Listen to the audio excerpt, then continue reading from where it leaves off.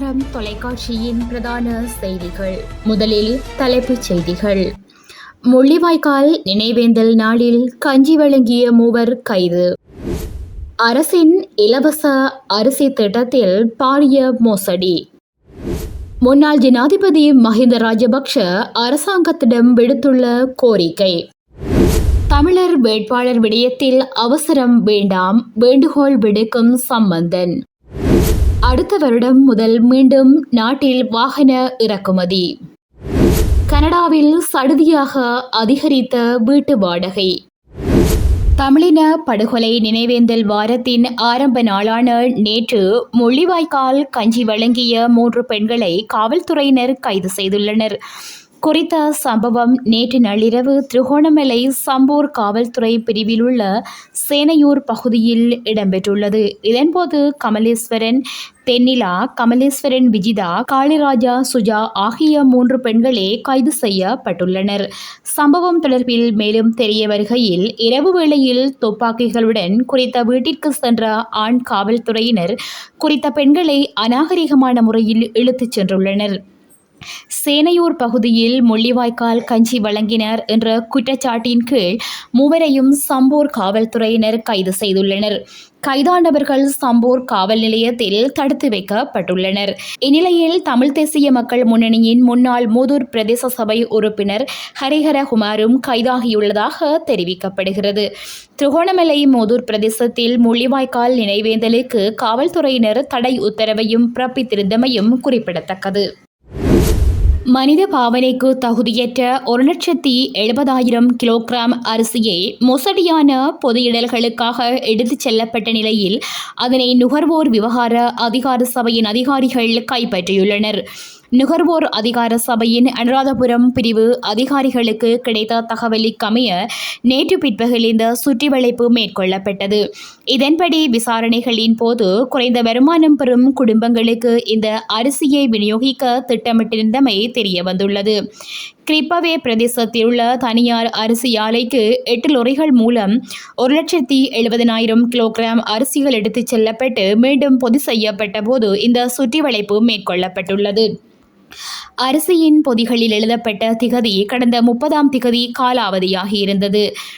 கடந்த 30ஆம் திகதி காலாவதியாகியிருந்த நிலையில் மனித பாவனைக்கு தகுதியற்ற அரிசி இயந்திரத்தனமாக சுத்தம் செய்யப்பட்டு காலாவதி திகதி எதிர்வரும் 30 நாட்களுக்கு செல்லுபடியாகும் வகையில் மீள அமைக்கப்பட்டுள்ளது. குறைந்த வருமானம் பெறும் குடும்பங்களுக்கான இலவச அரிசி வழங்கும் திட்டத்திற்கு இந்த அரிசியை பயன்படுத்த திட்டமிட்டுள்ளதாக ஆரம்பகட்ட விசாரணைகளில் தெரியவந்துள்ளது. நுகர்வோர் அதிகார சபையினால் கையகப்படுத்தப்பட்ட அரிசி கையிருப்பு சீல் வைக்கப்பட்டுள்ளதுடன் அரிசி ஆலையின் உரிமையாளரும் காவல்துறையினரால் கைது செய்யப்பட்டுள்ளார். அரச சொத்துக்களை தனியார் மயமாக்கும் அரசாங்கத்தின் தீர்மானத்தை பிற்போடுமாறு முன்னாள் ஜனாதிபதியும் ஸ்ரீலங்கா பொதுஜன பெரமுனவின் தலைவருமான மஹிந்த ராஜபக்ஷ கோரிக்கை விடுத்துள்ளார்.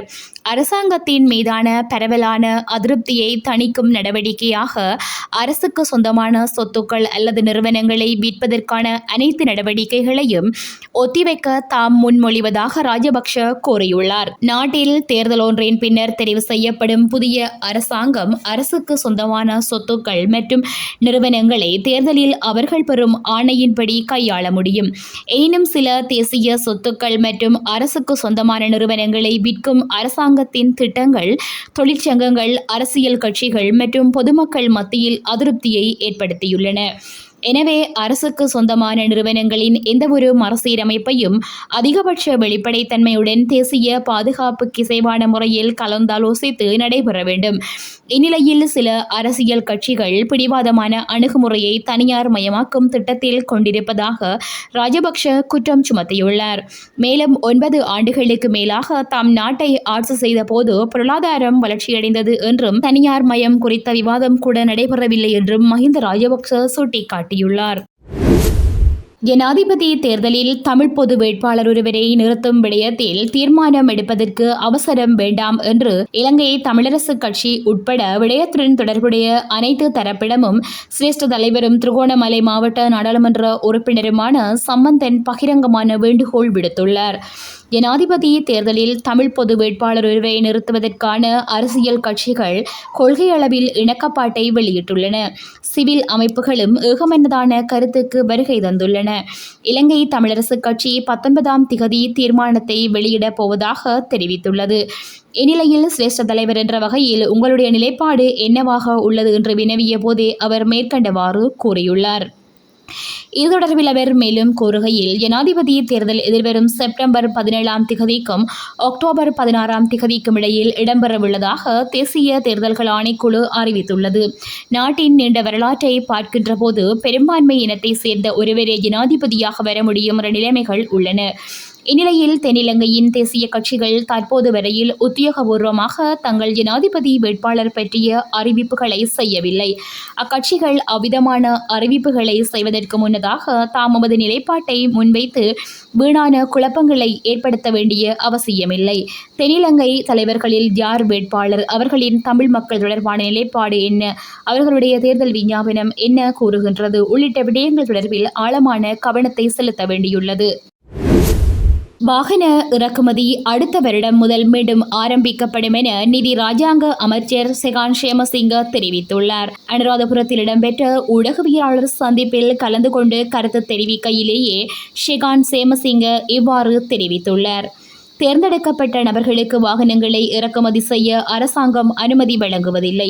இதுவரை பொருளாதார செயல்முறை மற்றும் வணிக செயல்முறையை நாடுபவர்கள் மட்டுமே வாகனங்களை இறக்குமதி செய்வதற்கான அனுமதி வழங்கப்பட்டது. எனினும் எதிர்காலத்தில் அந்த கட்டுப்பாடு தளர்த்தப்படும். மேலும் நாட்டில் தற்போதுள்ள பொருளாதார வேலை திட்டத்தை தவிர வேறு வழியில்லை என்று செகான் சேமசிங்க மேலும் தெரிவித்தார். கனடாவில் வீட்டு வாடகை தொகையில் அதிகரிப்பு ஏற்பட்டுள்ளதாக அந்நாட்டு ஊடகங்கள் செய்தி வெளியிட்டுள்ளன. கடந்த ஏப்ரல் மாதம் முதல் வாடகை தொகையானது 9.3% அதிகரித்துள்ளதாக தெரிவிக்கப்படுகிறது.